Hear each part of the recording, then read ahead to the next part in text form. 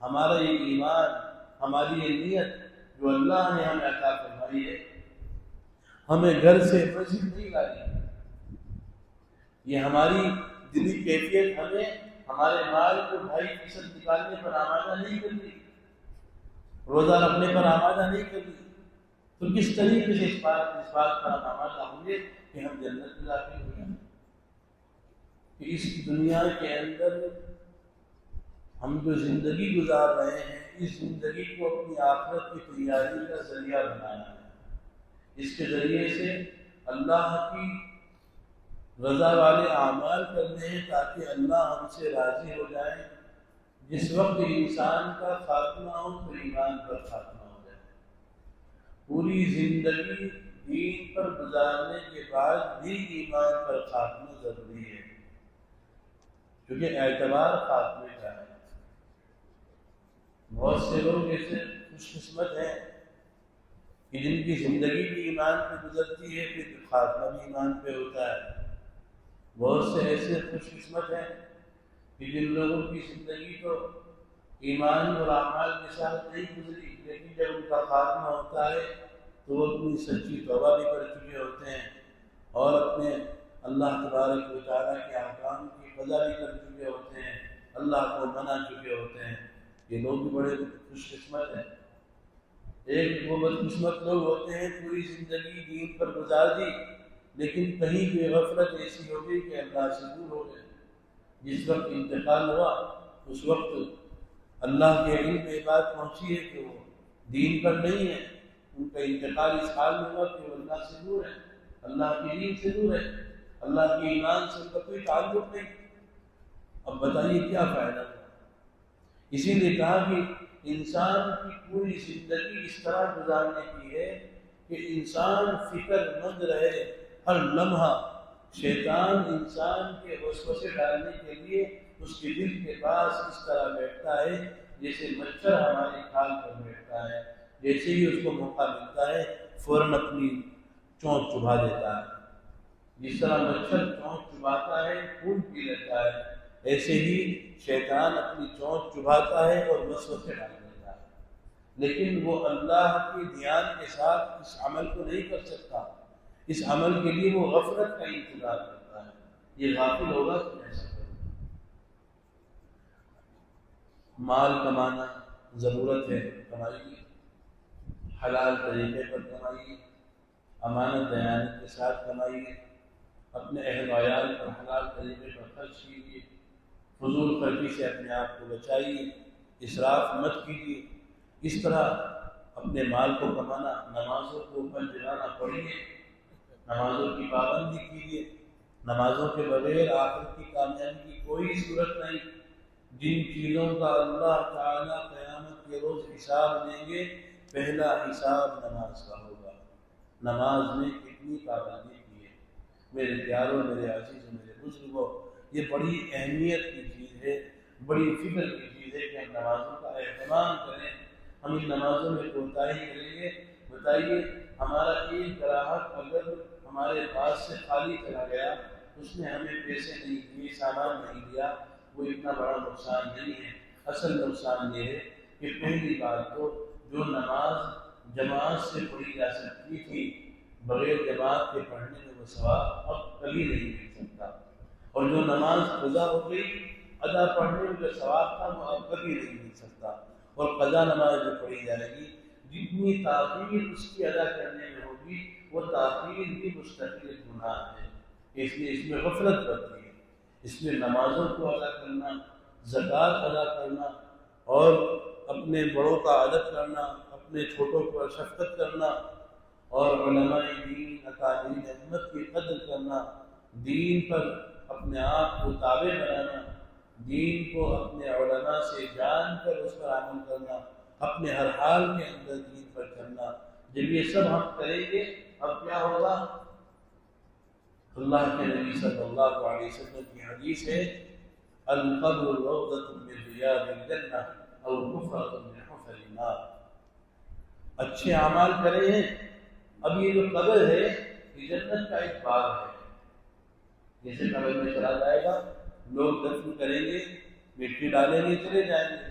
اب اللہ اس قبر کے اندر جنت کی کھڑکی کھول دیں گے، اس کو جب تک یہ آرام کرے گا روز محشر تک اس کی قبر کے اندر جنت کی سہولتیں پہنچیں گی، خوشبوئیں آئیں گی، جنت کی ہوائیں پہنچیں گی، اور فرشتے ان کو آرام کرنے کے لیے نگرانی کریں گے، کوئی ان کو آ کر جگہ نہ دے۔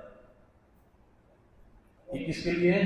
جس نے اعمال کیے اور جس نے اعمال میں کوتاہی کی ہے، غفلت کی ہے، اللہ کے ساتھ خیانت کی ہے، اللہ کے وعدوں کی خلاف ورزی کی ہے، اس کے بارے میں حدیث کا دوسرا ٹکڑا ہے، فرمایا او حفرۃ من حفر النار، اگر دنیا کے اندر اللہ کو پانے کی کوشش نہیں کی، اللہ کو نہیں منایا، تو اب یہ جو زندگی ہے، یہ زندگی ختم ہونے کے بعد ساری کی ساری نعمتیں یہاں مل گئی، قبر کے اندر پہنچتے ہی جہنم کے اعمال شروع ہو جائیں گے، قبر اس طرح بکھتی چلی جائے گی، پسلیاں ایسے نکالیں گی، قبر کے اندر جہنم کی حرارت محسوس کی جائے گی۔ یہ تمام چیزیں کب ہوگی؟ جب اللہ کو نہیں منایا، اللہ تبارک و تعالیٰ کی بتائی ہوئی ہدایات پر عمل نہیں کیا، رسول اللہ صلی اللہ علیہ وسلم کے طریقوں پر نہیں چلا۔ حضرت عثمان غنی رضی اللہ تعالی عنہ جب کسی قبرستان میں جاتے تو بہت بڑا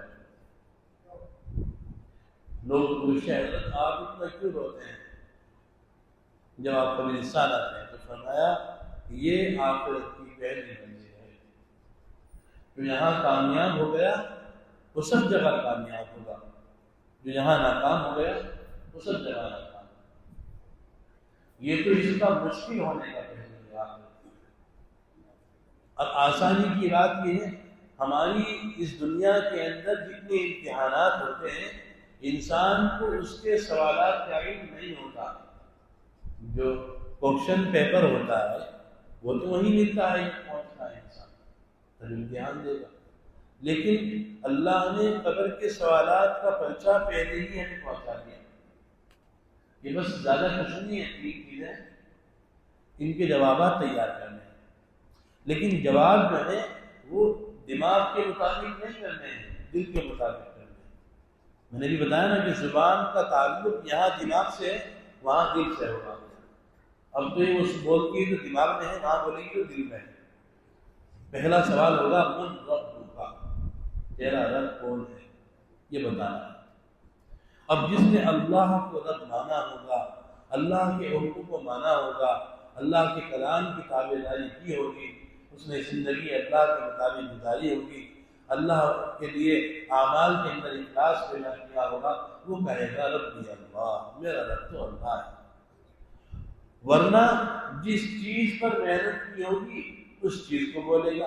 جس نے مال کمایا ہوگا کہے گا ربی المال، میرا رب تو مال ہے۔ دوسرا سوال ہوگا ما دین کا، تیرا دین کیا ہے؟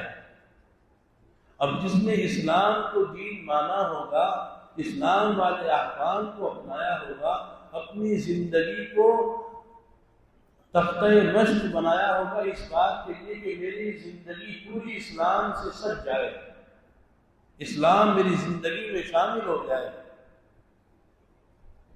اسی طرح تیسرا سوال ہوگا من نبی کا، تمہارا نبی کون؟ اب جس نے اللہ کے نبی صلی اللہ علیہ وسلم کی سنتیں اپنائی ہوگی، آپ کے طریقوں پر زندگی گزاری ہوگی، آپ سے محبتیں کی ہوں گی، جتنی باتیں آپ نے کرنے کی اپنی حدیثوں میں فرمائی ان کو عمل میں لایا ہوگا، جن چیزوں سے آپ نے منع کیا ان سے رکا ہوگا۔ اب یہ کہے گا نبی محمد صلی اللہ علیہ وسلم، میرے نبی تو محمد رسول اللہ صلی اللہ علیہ وسلم۔ لیکن میرے محترم بزرگ و دوست و عزیزوں، یہ تب ہوگا جب اس پر محنت ہوگی، یہ تب ہوگا جب اس کی تیاری ہوگی۔ دنیا کا چھوٹے سے چھوٹا کام تیاری کے بغیر عمل میں نہیں آتا۔ دنیا کی چھوٹی سے چھوٹی چیز جب تک کوشش نہیں ہوتی تب تک تیار نہیں ہوتی۔ تو بتائیے کیسے ہو سکتا ہے کہ ہم تیاری نہ کریں اور ہماری آخرت بن جائے؟ اس کے لیے تیاری کی ضرورت ہے، اور تیاری وہی ہے جو مستقل باتیں ہوتی ہیں، جتنے احکام سامنے آ رہے ہیں، جتنی باتیں ہمارے علم میں آتی ہیں، ان باتوں کو عمل میں لانا۔ اور اگر ہمارے گھر میں کسی کا انتقال کا وقت آئے، اس کے اخیر وقت میں اس سے دنیا کی باتیں نہ کر کے اس سے اللہ، اس کے رسول کی باتیں کرنا، اس کے سامنے کلمے کو بار بار دہرانا کہ اس کی زبان پر کلمہ جاری ہو جائے۔ اور اگر کسی کا انتقال ہو گیا، اس کو کسی عالم کی نگرانی میں سنت کے مطابق غسل دلانا، سنت کے مطابق کفن پہنانا، اور سنت کے مطابق اس کو گھر سے قبرستان لے کر کے جانا، سنت کے مطابق نماز جنازہ کی ادائیگی کرانا، یہ سب ہماری ذمہ داری ہے، یہ سب ہمیں کرنا ہے۔ اور سنت کے مطابق قبر میں اتارنا، پھر قبر کو بند کرنا، اور اس کے بعد سنت کے مطابق وہاں پر ان کے لیے ایصال ثواب کرنا، ان کے لیے پڑھنا۔ روایات کے اندر آیا ہے کہ جب لوگ واپس جاتے ہیں تو مردہ ان کے جانے کی آہٹ سنتا ہے کہ جا رہے ہیں۔ اس لیے ان تمام مراحل کی فکر کرنا۔ اس میں ایک بات بڑی اہم جو ذکر کرنے کی ہے وہ یہ ہے، آج کل یہ بڑی عادت بن چکی ہے کہ وہ لوگ بھی جو محلے پڑوس کے ہیں، شہر کے ہیں، اپنی بائکوں سے قبرستان جاتے ہیں، یہاں پر میت کو اٹھا کر چلے۔ اب اکثر لوگ بائک سے جا رہے ہیں، چنندہ مختصر لوگ اس کے ساتھ جا رہے ہیں، میت کے ساتھ۔ ایسا نہیں ہونا چاہیے، بلکہ ہر حد تک یہ کوشش کریں کہ سواریوں کا استعمال نہ کیا جائے، پیدل ہی میت کے ساتھ جایا جائے۔